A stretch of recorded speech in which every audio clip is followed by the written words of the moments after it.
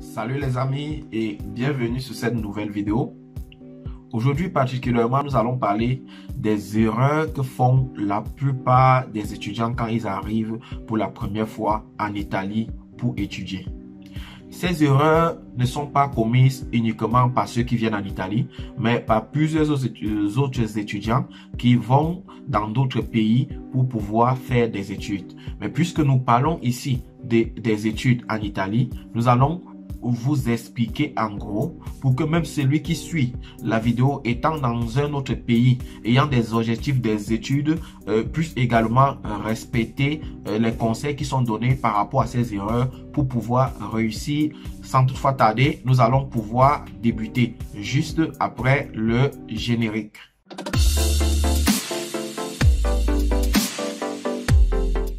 Une fois de plus, salut. Avant de commencer avec la première erreur, j'ai décidé dorénavant répondre à des préoccupations qui se trouvent dans des commentaires directement dans des vidéos pour que ça ne nous prenne pas assez de temps parce qu'il n'y aura pas toujours le temps pour tourner les vidéos sur toutes les préoccupations que nous allons recevoir. Aujourd'hui particulièrement, nous allons répondre à deux préoccupations, mais dorénavant, je compte répondre à une préoccupation par vidéo. La première préoccupation est celle d'une demoiselle qui s'appelle Nickel. Excuse-moi si je prononce ton prénom ici. Elle dit être découragée parce qu'elle a échoué l'oral. Et certains membres de sa famille même sont en train de lui dire qu'elle n'est pas faite pour aller en Europe étudier. Première chose que je vais te dire, Nickel, c'est de ne pas céder au découragement. C'est ça le véritable piège de la vie. C'est que quand tu cèdes au découragement, tu ne peux rien faire. Il faut toujours avoir espoir. Il faut toujours savoir que seul le travail va t'envoyer où tu veux. Avec mes expériences que je vais raconter d'ici quelques jours dans des vidéos que je vais vous proposer, tu comprendras pourquoi il ne faut jamais abandonner. Il ne faut jamais abandonner. Ça, c'est la première des choses que je vais te dire. Et tu as demandé également quels sont les conseils pour pouvoir réussir l'oral à l'examen. Alors, je te réponds directement en tant que déjà expert formateur en langue italienne et aussi examinateur d'examen TIS. Ce que vous devez savoir à l'oral, c'est que ceux qui corrigent sont en train de vouloir savoir si tu comprends l'italien, si tu parles et si tu peux répondre. Ce n'est pas forcément raconter ou réciter qui est important durant une conversation d'oral lorsqu'on t'interroge à l'examen. Non. Le seul et unique conseil que je vais te donner ici, c'est premièrement de respecter les règles grammaticales utilisées ou bien que vous avez appris durant votre formation. Du moment où tu maîtrises les règles grammaticales, je peux déjà te rassurer que tu maîtrises en gros l'italien. L'erreur que vous faites de plus souvent, c'est de vouloir parler au même rythme que l'italien. Personne ne peut parler au même rythme qu'un italien. Même si certains essayent, je peux déjà te rassurer que personne ne peut mieux parler ton patois, qui est ton dialecte, en utilisant le même ton que toi, si c'est un étranger. C'est impossible déjà, tu dois le savoir. Alors, la deuxième préoccupation, nous allons répondre cela à la fin de la vidéo pour ne pas prendre assez de temps. Nous allons commencer directement avec les erreurs commises par les nouveaux étudiants une fois sur le territoire italien.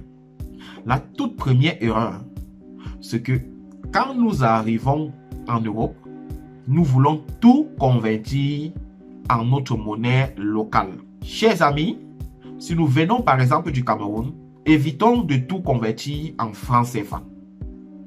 Nous n'allons pas nous en sortir.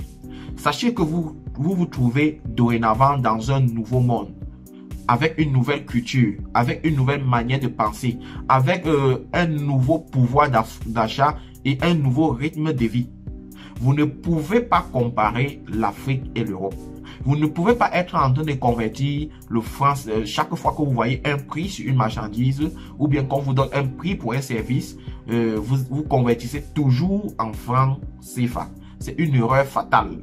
Évitez de convertir tout ce que vous voyez en euros pour pouvoir acheter.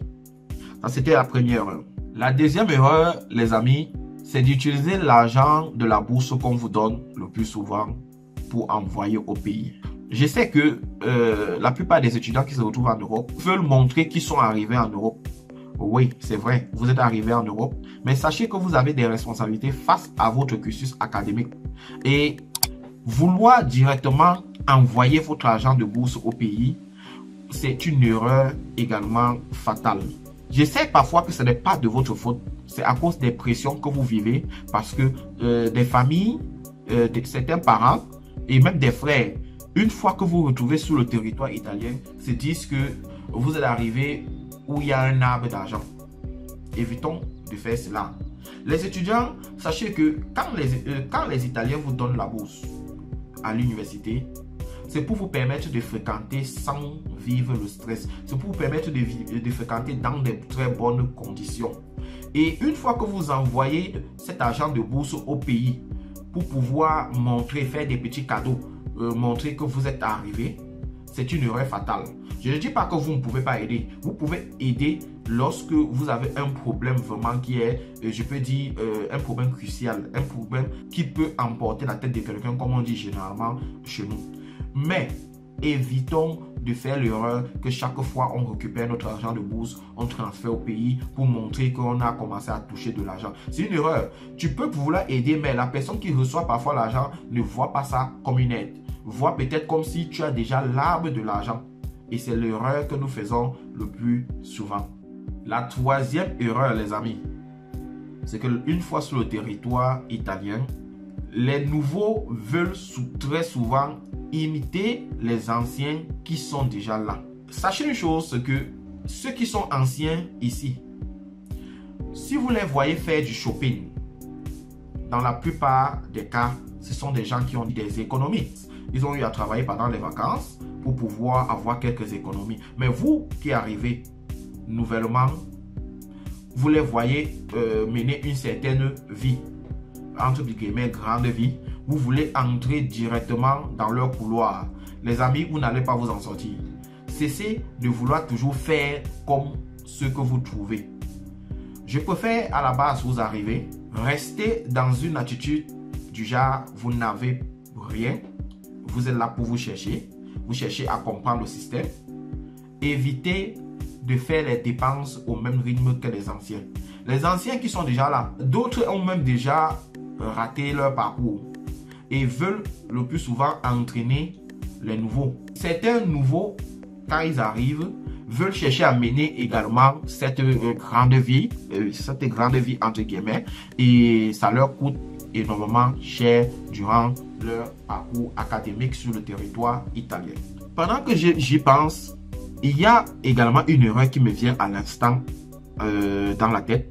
Je vais vous proposer ça comme 11e point, comme bonus. C'est très important. Ça va toucher particulièrement les hommes. Excusez-moi si je le dis, moi-même je suis un homme. Comme 4e point, ou 4e erreur. Certains étudiants, quand ils arrivent nouvellement sur le territoire italien, ils veulent visiter toutes les villes de l'Italie dès leur première année ou dès leur premier mois. Donc, ils veulent faire le tour du monde. Puis encore, d'autres veulent visiter tous les pays européens qui sont dans le Schengen. Parce qu'ils savent que c'est free visa. Ils peuvent entrer en France, ils peuvent entrer en Belgique, en Allemagne. C'est une erreur, les amis, de vouloir visiter tous ces pays dès votre arrivée, dès la première année. C'est impossible. Vous devez savoir que vous avez un but principal une fois que vous êtes sur le territoire italien, chers amis. C'est d'étudier et de pouvoir réussir et aider vos familles que vous avez laissées dans votre pays, que ce soit le Cameroun, que ce soit le Sénégal, que ce soit la Côte d'Ivoire, bref, que vous avez laissé chez vous. Cherchez à visiter toutes les villes de l'Italie ou pire encore, tous les pays de l'Union européenne du Schengen. C'est une grave erreur. Non seulement vous perdez en temps, mais vous perdez énormément en argent. Et vous n'êtes plus focus, vous n'êtes plus concentré dans vos études. Et c'est une erreur très très grave, les amis. La 5e erreur, les amis, c'est de s'en donner et de chercher à assister à toutes les fêtes qu'on organise en Italie, dans votre région, dans votre ville. C'est une erreur très très fatale et très grave pour moi personnellement. Vous ne pouvez pas être partout au même moment. vous avez un objectif précis une fois que vous êtes en Italie ou en Europe. C'est d'étudier et être des grands hommes. C'est d'étudier et pouvoir mettre en profit tout ce que vous avez appris à l'extérieur dans votre pays. C'est de créer des emplois également dans votre pays. Mais vous en donner à faire la fête, uniquement la fête, non, ça ne peut pas marcher. Vous ne pouvez pas être à toutes les fêtes. Vous ne pouvez pas être celui-là qu'on va remarquer en disant que lui, c'est un voyou. Parce qu'une fois qu'on vous voit partout, ça ne tient plus la route. Apprenez également à vous faire désirer. Apprenez également à rester, comme je dis souvent, dans votre couloir.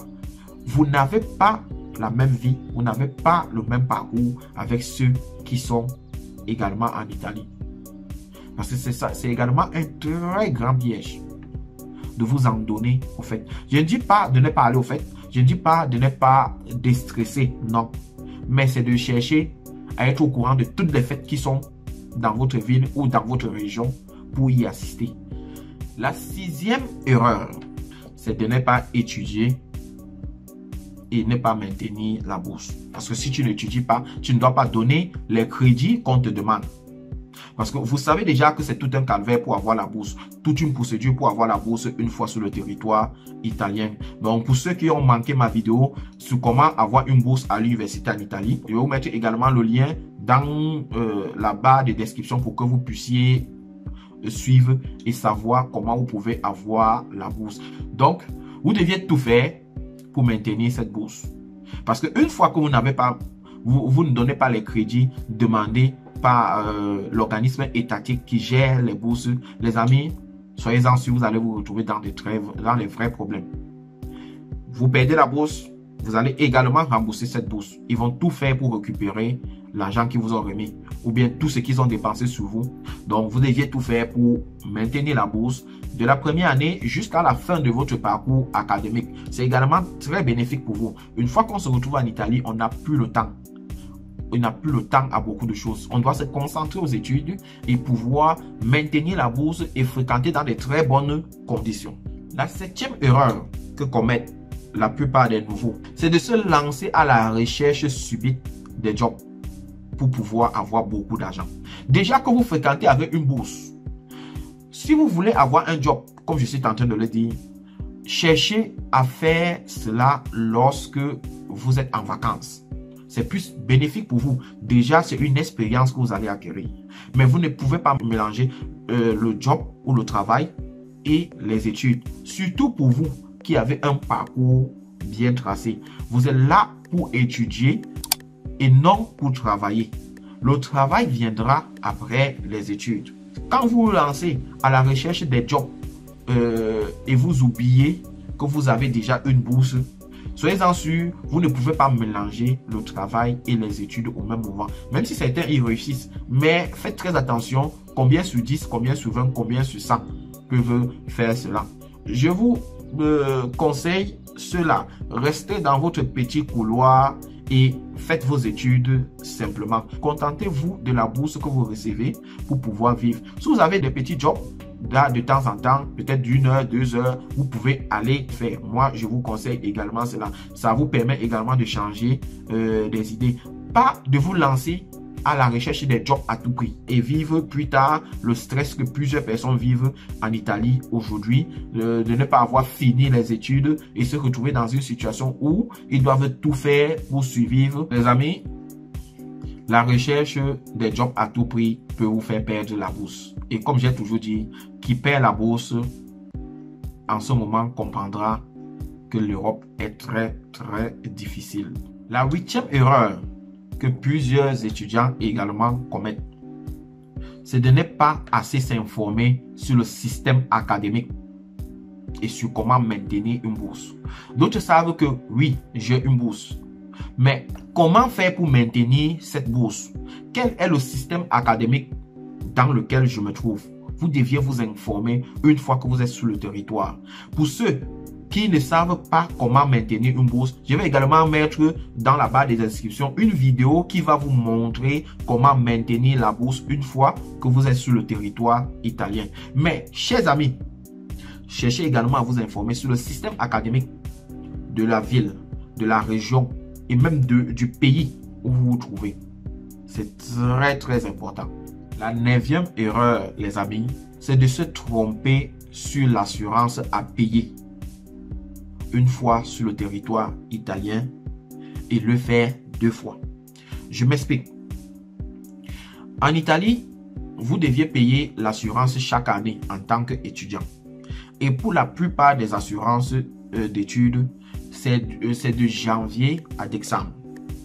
Mais quand vous arrivez pour la plupart au mois d'août, pour certains, au début septembre pour d'autres, normalement comme c'est prévu par le calendrier du cursus académique pour pouvoir fréquenter en Italie, une fois sur le territoire, vous payez l'assurance, ça vous permet d'avoir le permis de séjour, c'est vrai. Mais vous oubliez que cette assurance doit finir en décembre. En laissant de côté ce qu'on vous a proposé un peu plus cher pour ne plus refaire l'année qui suit. Informez-vous normalement sur comment vous deviez payer l'assurance et ne plus repayer cette même assurance en début d'année. La 10e erreur, c'est le fait d'avoir une maison sans avoir la résidence. C'est une erreur également très fatale. Au début, vous ne pouvez pas voir l'importance d'avoir une maison directement avec la résidence. Quand vous voulez aller en location ou si vous vous retrouvez dans une résidence universitaire, faites tout pour avoir la résidence également où vous vivez. Je peux comprendre qu'au début, quand vous arrivez, parfois c'est difficile. Pour ceux qui n'ont pas encore la Logio, ils se retrouvent en train d'aller vivre en sous-location. Ceux qui m'écoutent, apparemment, ils ne comprennent pas bien ce que je suis en train de dire. Mais une fois sur le territoire italien, notez ceci dans votre calepin. Vous vous informez sur la résidence. Sans résidence, vous ne pouvez pas avoir la carte d'identité. Et la carte d'identité est très importante sur le territoire italien pour beaucoup d'autres choses. Même pour avoir les petits jobs, on va généralement vous demander la carte d'identité. Il y a une différence entre la carte d'identité qu'on vous remet en Italie et le permis de séjour. Le permis de séjour, vous allez le faire chaque année en tant qu'étudiant. Vous allez renouveler votre permis de séjour. Par contre, la carte d'identité qu'on vous remet, c'est sur 10 ans. Il y a un document italien. C'est juste pour vous identifier également. Mais c'est aussi un document très, très important. Je vais revenir sur la différence entre la carte d'identité et le permis de séjour dans une vidéo très prochainement. Alors, les amis, j'arrive finalement à l'erreur bonus. J'appelle ceci l'erreur bonus, qui est la 11e erreur commise par des étudiants nouvellement arrivés. Surtout nous, les hommes. Quand nous sommes en Afrique, une fois qu'on a le visa et qu'on veut venir étudier, on a ce qu'on appelle le syndrome de la femme blanche. Je m'explique très simplement. On veut goûter à la femme blanche. On veut savoir comment est la femme blanche. C'est une erreur très fatale. Je vous le dis peut-être en riant, mais sachez que c'est une erreur. Je ne dis pas que certaines personnes qui sont en couple avec des femmes blanches, il y a des problèmes. Non. Mais le problème, c'est de chercher à tout prix à avoir ou à goûter la femme blanche. C'est ça qui est l'erreur. Vous pouvez rencontrer votre amour partout. Mais mon problème, c'est ceux-là qui font tout et tout pour avoir la femme blanche. Au point d'abandonner très souvent les études. Au point d'abandonner ce qui est important pour se lancer à la chasse de la femme blanche. N'allez pas me faire dire ce que je n'ai pas dit, les amis. Je répète bien ceci. C'est de chercher à tous les prix, ou à tout prix, si vous voulez, à avoir une femme blanche, à goûter à la femme blanche. Peut-être c'est même ce terme qu'il faut utiliser. C'est une erreur très, très fatale. Je n'ai pas parlé ici des couples noirs et blancs. Non, je dis bien ce comportement, je vais dire idiote que nous avons de chercher à tout prix à goûter la femme blanche et à ne plus nous concentrer sur nos études. Parce qu'une fois que nous cherchons, nous faisons tout et tout. Nous gaspillons non seulement de l'énergie, nous gaspillons non seulement du temps. Et pour ce, je vais dire, entre guillemets, boulot de tout faire pour goûter à la femme blanche, ça ne tient plus la route, les amis. Évitez tout simplement de commettre ces 10 erreurs ou ces 11 erreurs que je viens de vous énumérer. Et vous verrez que vous aurez un parcours académique sur le territoire italien ou même pour ceux qui sont dans d'autres pays. vous aurez un très bon parcours académique et vous allez réussir une seule fois et trouver le travail et pouvoir aider vos familles que vous avez laissées en Afrique et même pouvoir vous aider vous-même et fonder une famille. La deuxième préoccupation à laquelle je devais répondre, qui demandait si moi particulièrement j'offrais des formations particulières en langue italienne. Pour répondre à sa question, je dis bien, c'est mon travail à la base. Je suis expert formateur en langue italienne. Je suis également promoteur de centres de formation dans mon pays. Et je suis également examinateur TIS, c'est-à-dire des examens de langue italienne. Alors, pour répondre à ta question, c'est oui. Et je suis également en train de préparer un projet sur une plateforme dans laquelle vous aurez des formations en langue italienne pour ceux qui se retrouvent dans d'autres pays et qui me posent cette question depuis un certain temps dans mes messageries privées. Patientez juste un peu de temps.